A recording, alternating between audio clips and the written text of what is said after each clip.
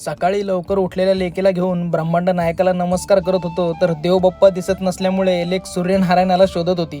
तिला म्हणलं त्याच्या पलीकडे आहे मोठा देवबाप्पा. नंतर बाप लेकीने छान छान गंध लावून देवाला फूल ठेवून देवपूजा केली आणि नंतर श्रीमद भगवद्गीता वाचायला घेतली. त्यात भगवंत म्हणतात, हे अर्जुना, जो अत्याधिक खातो किंवा अत्यंत अल्प खातो आणि जो अतिशय झोपतो किंवा पुरेसे झोपत नाही तो योगी होण्याची शक्यता नाही.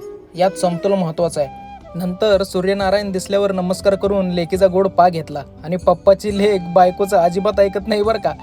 आणि बायकोचा पिंपल बघून लेक म्हणाली, बापरे बाऊ झाला. नंतर आपला पैलवानी शेक प्यायला घेतला तर डाव धरून बसलेली लेक लगेच आली.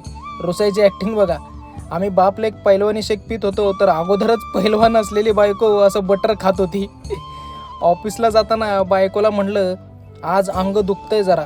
तर बायको टोमणा मारत म्हणाली, बघा आता एका मुलीचा बाप वाटतोय का. चालायचंच नाही का.